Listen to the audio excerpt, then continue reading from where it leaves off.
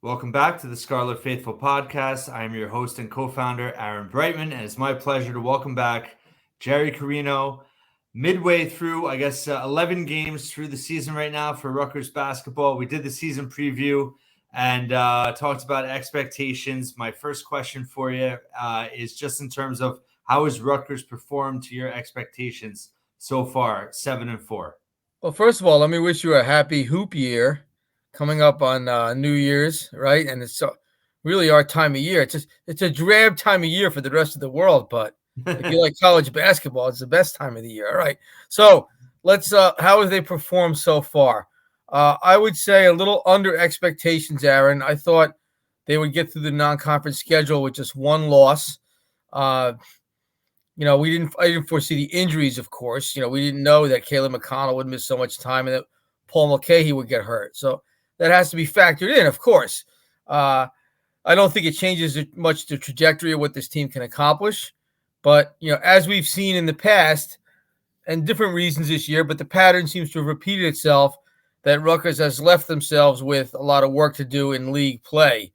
I think what you saw and what essentially was their last real significant non-conference game, you saw what this team is capable of in a demolition of Wake Forest. And so can they get that on a more consistent basis? Can they get it away from home? Can they win, more? Can they win some close games? I mean, they'll win one close game at some point, but can they win more close games? So far, they've lost all their close games. A lot of these are open questions. And so it was a little bit of a messy non-conference schedule, but I think Rutgers fans are wise now. We've been up and down this roller coaster in past years. You see what this team can accomplish, and there's still a lot ahead of them. So one thing that, I think I said to you in the preview, and I admit I'm surprised about, is how strong they have been defensively. I did not expect them to be playing at an elite level defensively so early on. Right now, fourth nationally in defensive efficiency. I guess my question is, do you think they can keep this up in Big Ten play? And is this just at this point what we should come to expect from a Steve Pikiell team? So generally speaking, yes, you're going to have. Are they always going to be top 5 in the country? I don't know if you can say that. That's pretty exceptional. And I don't know if there's any program, maybe Virginia is perennially in the top 5 in the country in defense. But yes, you can expect. I think this is what you can expect: a team that's going to hang its hat on defense, a program that's going to do that. But here's the thing with this group that's I think is the most impressive on the defensive end is that they've continued to defend regardless of what's gone on the offensive end. So that was a big thing last year with Steve, and even to an extent the year before, is that in the days when Rutgers the ball wasn't going in the basket, they didn't always defend for 40 minutes at a high level of intensity. Of course, there were exceptions like the Iowa game at home last year.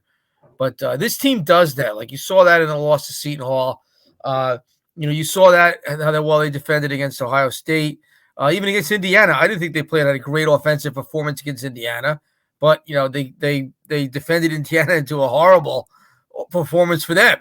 So, yeah, you see a team that's going to defend probably pretty much almost every game. So, it will come as a surprise if Rutgers has a bad defensive game at this point.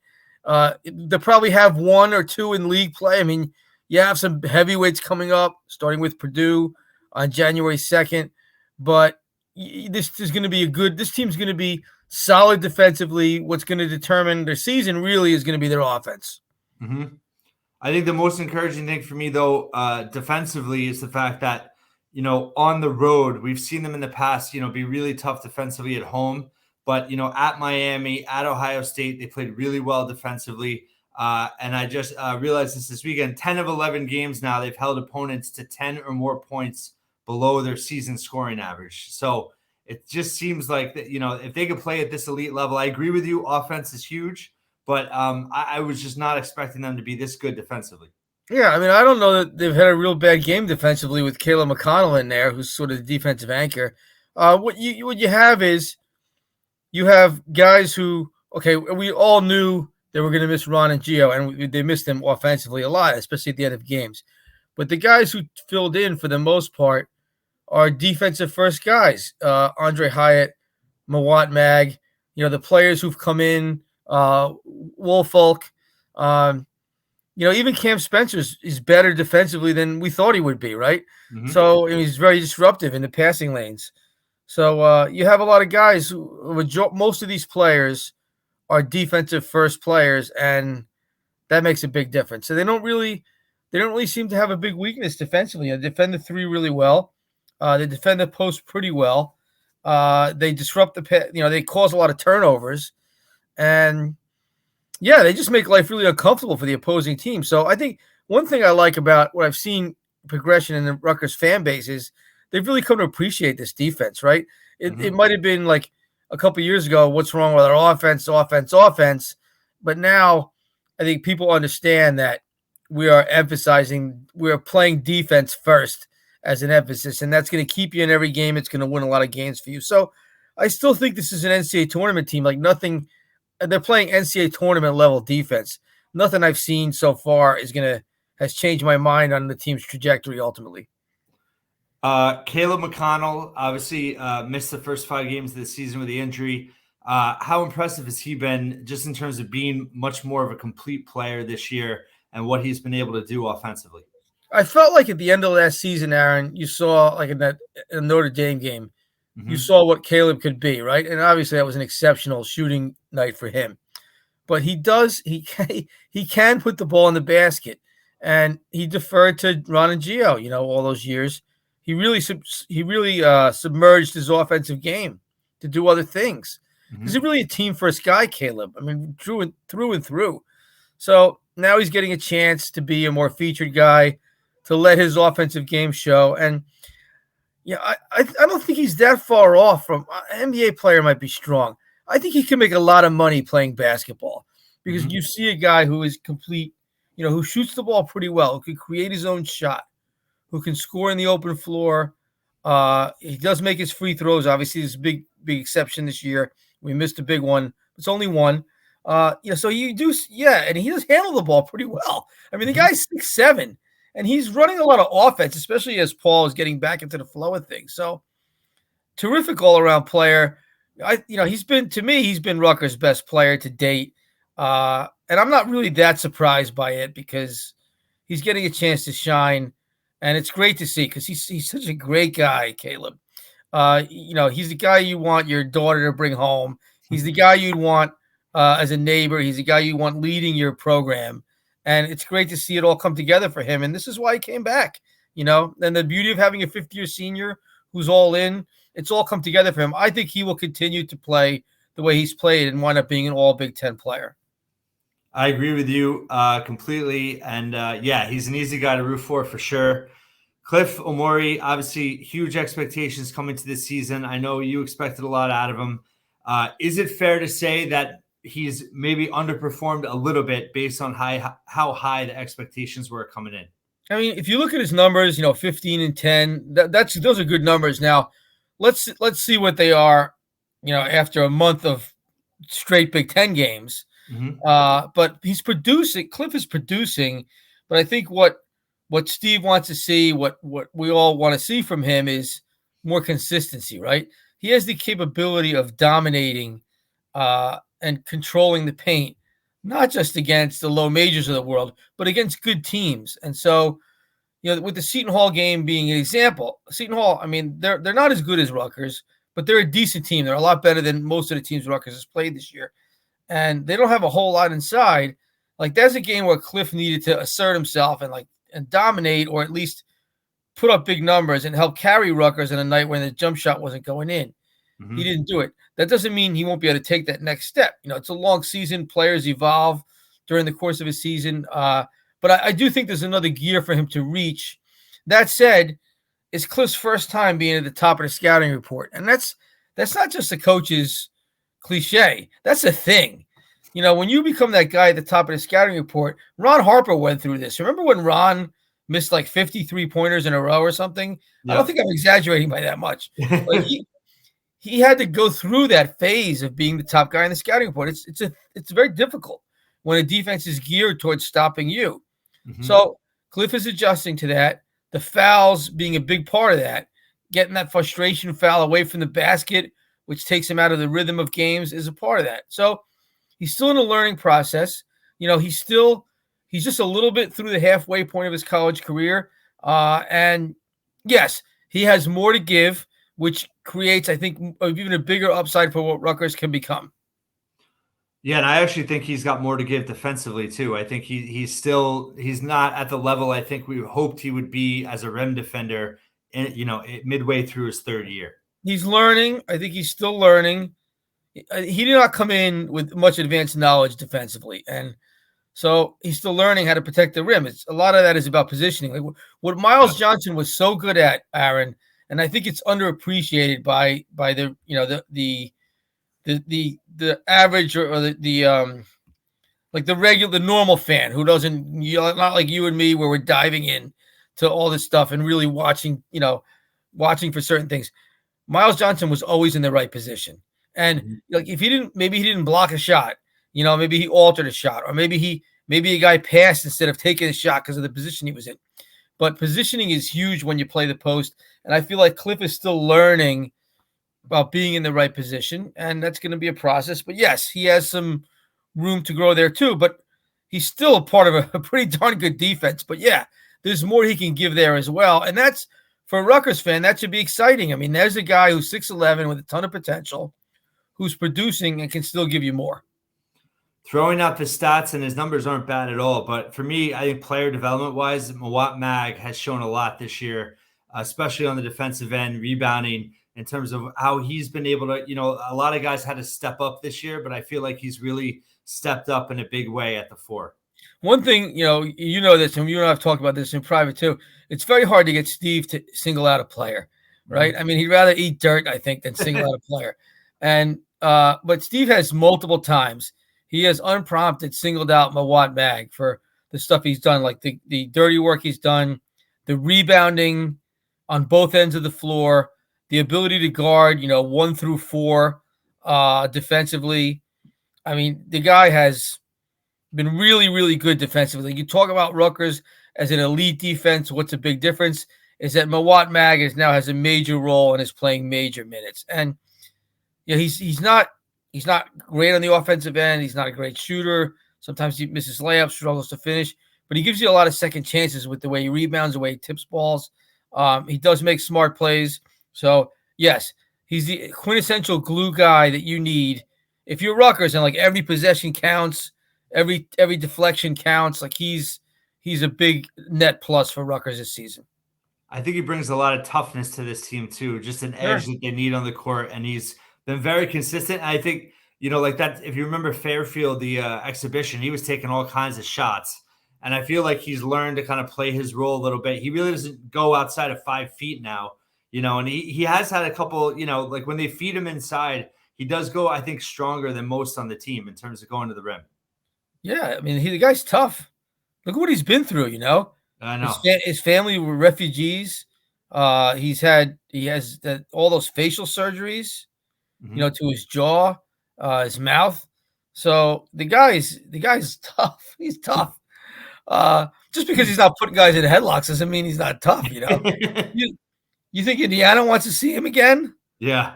Wake Forest. I mean, so he's one of those guys who maybe doesn't fill out the box score, but he impacts the game. So he's been a huge.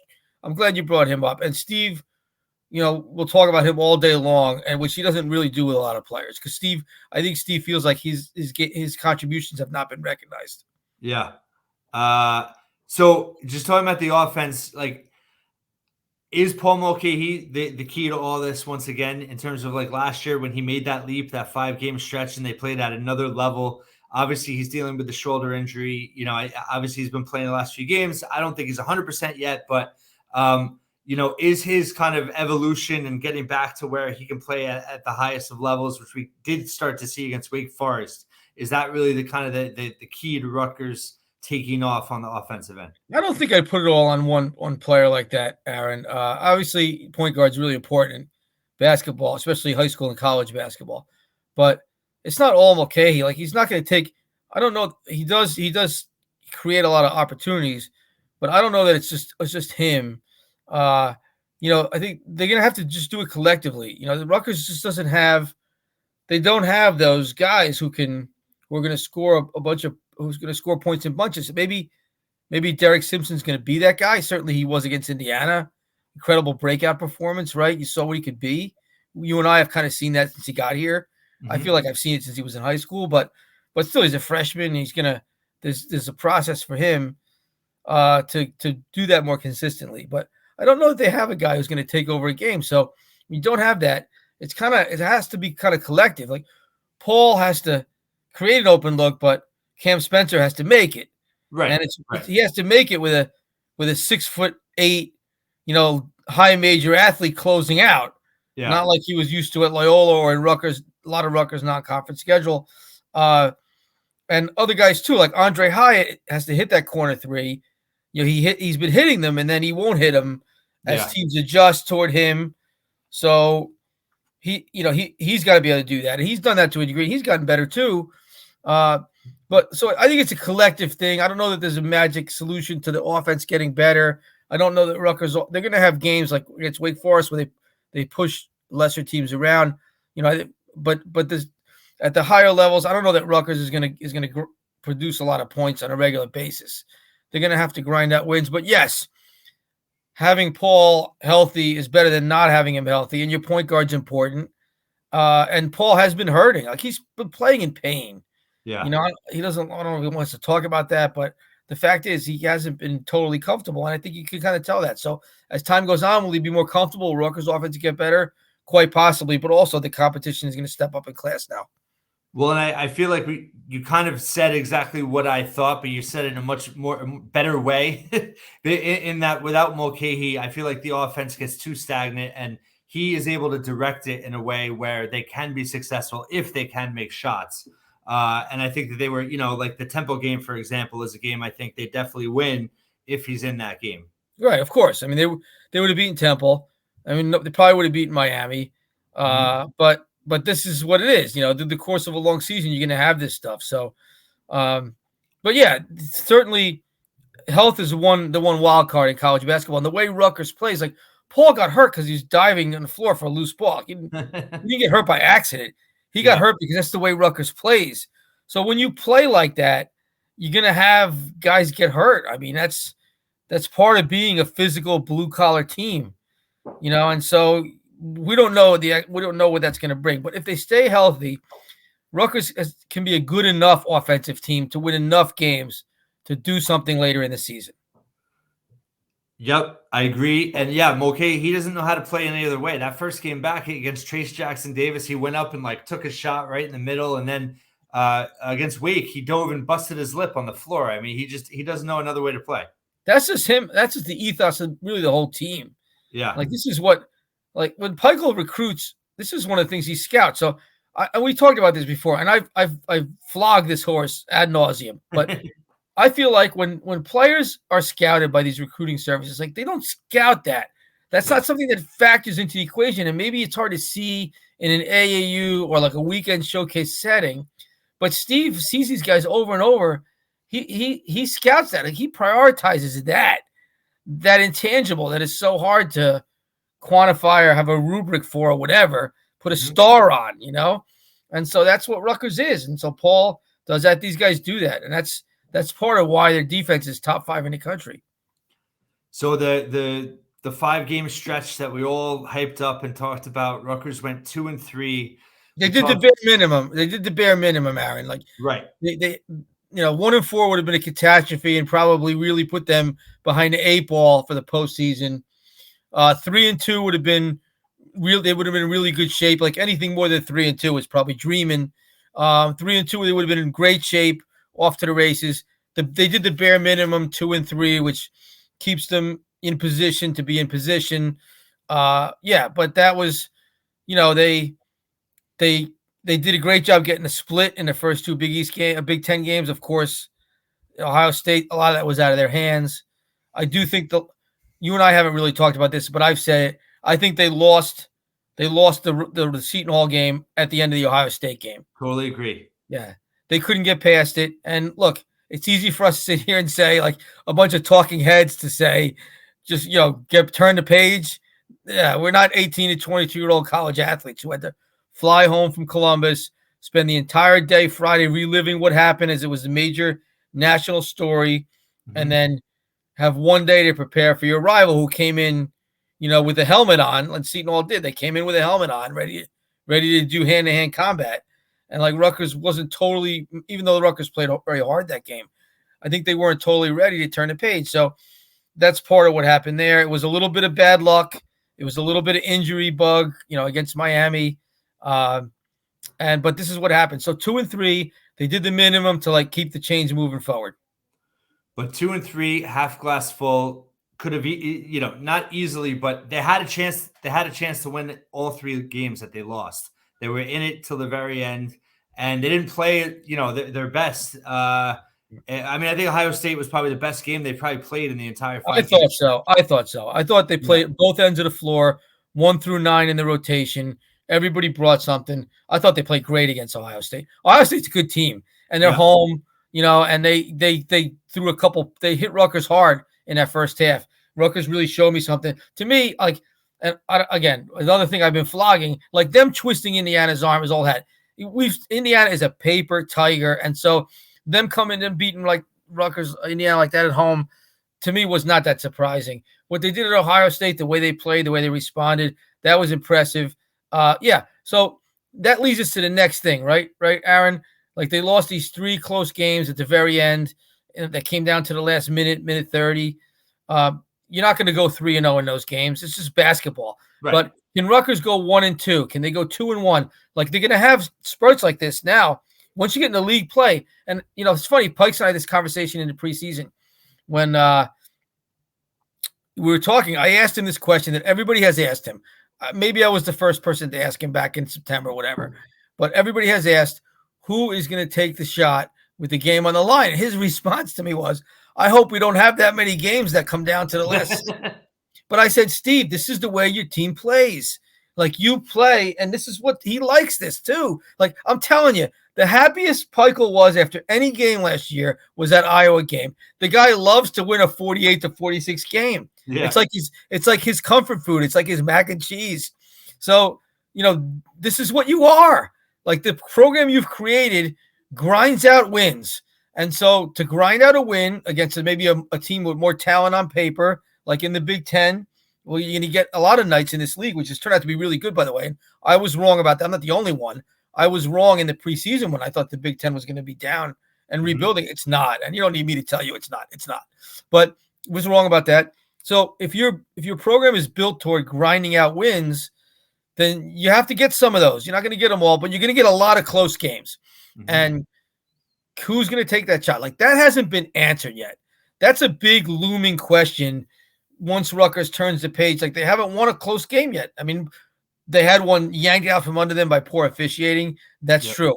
But still, they got to actually do it. And so that's a question. Like the Gio, the Ron, this is where these guys, you really appreciate what they did, right? It takes some brass ones, some stones to step up and take and make game-winning shots, to have the ball in your hands, say, I'm going to create this game-winning opportunity. Those guys did that quite a bit. They didn't always make them, but they always took them, and it takes some moxie to do that. Like, who has the moxie on this team? We don't have an answer for that yet. Yeah, huge question mark for sure. I wrote about Cam Spencer today, and I do feel he has the talent to be able to be that guy. It's just a matter of, does he have the stones for it? And can they get him can they get him open? Is it running him off screens? Is it kickouts to open space? He's not really an ISO guy at all, but I do think he's their most efficient. He's their best shooter there is. I feel like they have to at least try, give him an opportunity to do it. So the difference between Cam and like Gio and Ron is that Gio and Ron could do it with the ball in their hands. Yeah. Cam's going to need someone else to get him a shot. Can Rutgers get him a shot in that opportunity? And can they trust him? And look, you and I talked about this. I don't want to make too big a deal of it because it was all bang, bang. But at the end of the Ohio State game, he checks in. He's open on the inbounds play, and he doesn't get the ball. Like, he's a 95% free throw shooter. Yeah. He's got to get the ball. Like, Geo Baker gets the ball there. Yeah. Cam Spencer's got to get the ball there. It's not his fault that he didn't get the ball. He can't inbound it to himself. But, like, Rutgers has to do that for him. And so that's a next step the team has to take as they play what we think is going to be many close games in league play. Yeah, I mean, for me, that's the big point is that I feel like they have to make him more of a priority on offense because he has the talent shooting wise to get them there. I don't think, and he's a total team player and he's not just a shooter. He does other things, like you said, with anticipation, steals. But I feel like he's also not an ego guy. So if he takes 4 shots in a game, he's not going to complain. But I feel like they have to get him enough looks to get him going at points. They need him from 3-point range. Right now, you have two guys who can maybe score off the dribble in that spot, like that really tight, tense spot. I think Caleb can do it, but he's asked to do so much. Maybe he's tired at the end of these games with with that taking that type of shot. And I really think Derek Simpson can do it, but he's a freshman. He's not going to be on the floor at the end of some of these games. I see that in him. You could see it in him, though. You see like against Indiana, he throw punched Indiana, man. That was not a run that a freshman drops on a team like Indiana or any good team. So, but I don't know if he's going to have many opportunities to do that this year. So yeah, they're going to have to figure that out. That's like the big. So do I think right now, as we're talking on December 19th, is Rutgers going to make the NCAA tournament? Yes, I believe Rutgers will make the NCAA tournament. But how far can Rutgers go? What type of seed can they get? How high can they finish in the league? I think a lot of that is going to be determined not by their defense, which we know is going to be good, but by the X factor of who can take and make those shots at the end of all these close games. Totally agree. The reason I feel good about this team is I think that the defense is going to always be there. So it's obviously going to be difficult to figure out the offense, but at the same time, we've seen over the years where they can have, even on bad teams, they've had huge offensive games. If the defense is there night to night, it's always going to give them a chance to win. And they're not going to have to be a great offensive team to win league games. Right. And that's what they are, And I think most Rutgers fans who pay attention understand that. Look, I wanted to point this out to you. I really love that nobody stormed the court when they beat Indiana. Yeah. Like top 10 team, people are like, oh, we beat Indiana. So what? That's a sign of like a program and a fan base all taking the next step. And I feel like, and you have both feet in the fan world, you have your hand on the pulse more than I do with that. I feel like there wasn't a whole lot of panic when they lost to Ohio State and Seton Hall in the fan base. Like there was some teeth gnashing, but I feel like there wasn't a whole lot of full scale 5-alarm panic. Like people saw, we caught a bad break. We lost a tough game to a rival. This team can still play.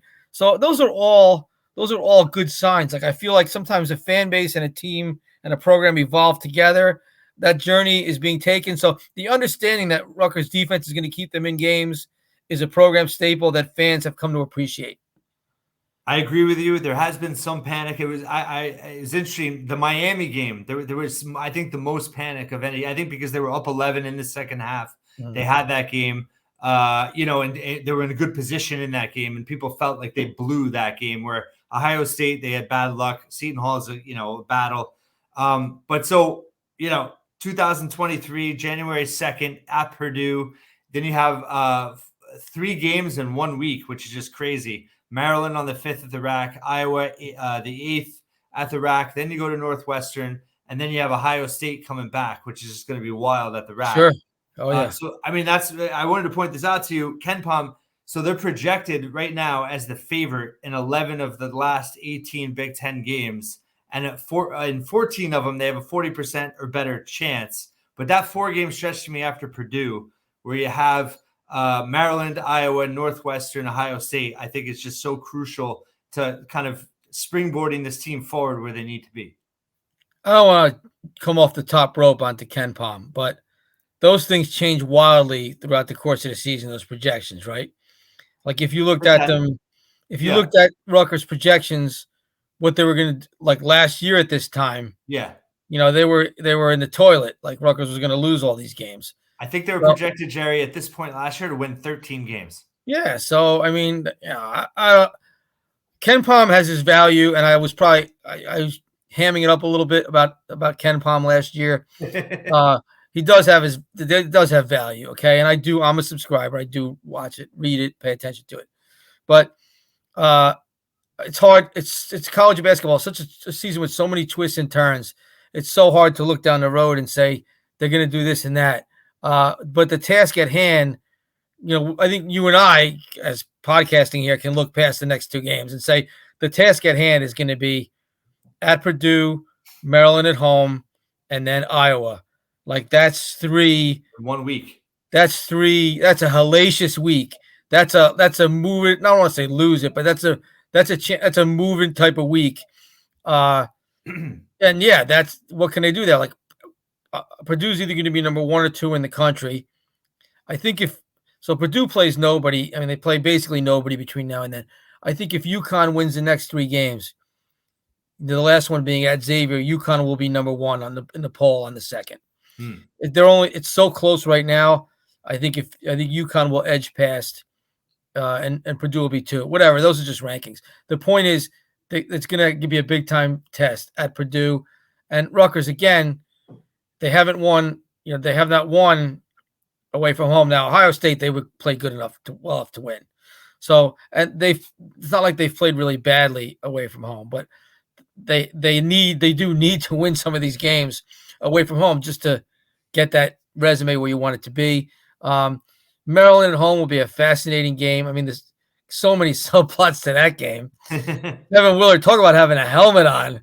He's going to need a full suit of armor when he comes in here, man.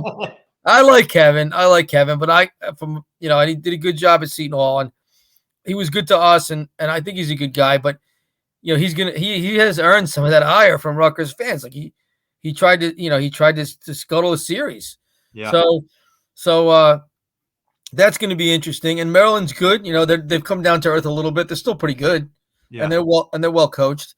And then you have Iowa, which is really well coached. And Iowa's played some terrific games against Rutgers. I mean, the two of them, their games have been fantastic. Yeah. Really some really memorable games in this series. So that's a fun week. And that's the kind of week you live for, if you're a college basketball fan. That's when you're in the Big Ten, when you're playing high major ball, when you're a program on the national stage, which Rutgers has become. That's the kind of week you live for. So can't go 0-3. Got to win 1. Yeah. And if you win 2, you're in great shape, and you're starting the new year in super shape. So let's see where it goes. Yeah, last one for you, because their net right now is 40, which I know it's a little early to look at that, but obviously way ahead of the game compared to where they were last year. Their Ken Pom is 28, which does factor into the selection committee. But the Big Ten, just in general, I want to get your overall thoughts that you touched on a little bit, but just the Big Ten in general, where you see Rutgers fitting in, and overall just the Big Ten with the national landscape right now. Did you see our friends from the Field of 68 ranking Rutgers 11th, projecting them to finish 11th?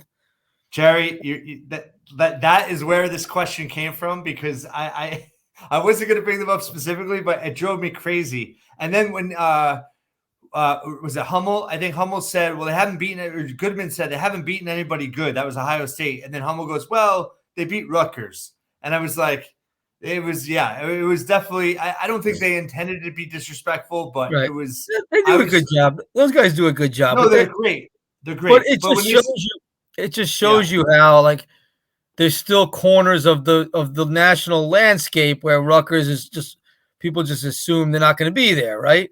And they don't have they all have a whole lot of individual star power or highly rated recruits. Peichel is not flashy. There's some like stereotypes about them, like they can't win away from home, etc. So yeah, that's a funny that you brought that up, because I noticed that today too. They're not going to finish 11th. Come on, they're going to finish better than 11th. That said, the middle of the Big Ten is better than we thought. Like Maryland is not in a rebuilding year. They're pretty good. They're a contender to make the NCAA tournament. Serious. Penn State's good, and you and I talked about this last year. Micah Shrewsbury, he's a good coach. Yeah. Like he's building a Peichel, like a program in Peichel's image. And so like Penn State's good. And I hate playing Penn State. And that road game at Penn State, I hate when they go to they always play terrible at Penn State. I feel like, and when you and I have said this before, like this sort of plays into the rack thing. The rack's kind of like been a drug where you get addicted to it, and you go to Penn State and there's no atmosphere. Yeah. This place stinks. Nobody cares about basketball. Yet that team plays like Rutgers, like plays their rear end off now under Micah Shrewsbury. And so that's a tough spot, to get juiced up for. And they're going to throw punch you like Rutgers throw punches visitors to Piscataway. I do think the middle of the league's a lot better than we thought, and so that but they're not going to finish 11th. Come on, man. This team's split the top 5 defense in the country. They have one of the best home courts in the country. They're not going to finish 11th. Are they going to finish 4th? I wouldn't bet that they're going to finish 4th again, but they'll finish in the top half. I'm confident in saying, in the top 7, somewhere in the 6-7 range, I would say right now, which is where I had them in the preseason, and that gets you into the NCAA tournament. So a lot of twists and turns, but they're right there. But the league is good. You're going to have to bring it. But we feel like there's a team here that will bring it defensively, which will be a big advantage. The league is better, but I think it's also more wide open. Where really after Purdue, and Purdue's overachieving too. You could argue just in terms of the talent on their team. They're so well coached, but I feel like it's. I'm not. There's not an upper tier that you can't crack. Like I don't know that Rutgers will finish in the top 4, but they could beat those teams on a given night. There's no team where you look at it and you say that's an L. Obviously, Purdue looks like the hardest game. Like Illinois, what has Illinois done when they've come to Rutgers? Right? They've lost, and lost. So Illinois is another team. Like I don't know. There's a lot of talent there. Are they ready? Can they win a street fight in Piscataway? I don't think so. I don't care how much talent they have. Even Michigan and Michigan State, Jerry. They're not looking too good either. Up and down. So sure they could be any of those teams. So yes, there's not an upper tier in the Big Ten that's unreachable for sure, and that's going to make it fun. Like that's why you look at that schedule. The game at Purdue is probably the hardest game they're going to have on January 2nd.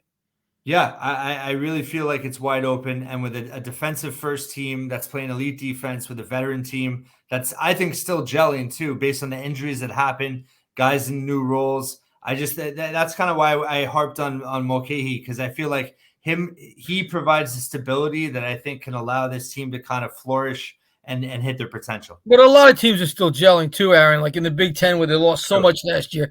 Like a lot of podcasters, local podcasters, are sitting there and saying we're still gelling, and they're right, and they were right about it. So, but yes, what you've seen so far from Rutgers is a team that they can lock down pretty much anybody, and so you do that, you're going to be in a lot of games. I think the overarching question we come back to it is, can they make enough of those late game, onions type of shots? You're not going to get them all. Can they make enough of them and win enough of those games to do what this team can do, to really do something in March? And we can't answer that right now, right? It's amazing how when you look back at it, a season can come, and especially with Rutgers when they play so many close games, a season can really turn on a handful of possessions. Mm-hmm. And that's Rutgers puts themselves in a position to do that. But that's the unanswerable question. I have a feeling you and I are going to be revisiting this topic later this season. Absolutely. It's always a pleasure to talk Rutgers hoops with you. Jerry Carino of Gannett, USA Today, Asbury Park Press, the Dean of College Basketball in New Jersey. Thank you so much for your time, and always appreciate you coming on. Happy hoop year, Aaron. Let's do it again in 2023. Will do. And happy holidays and Merry Christmas.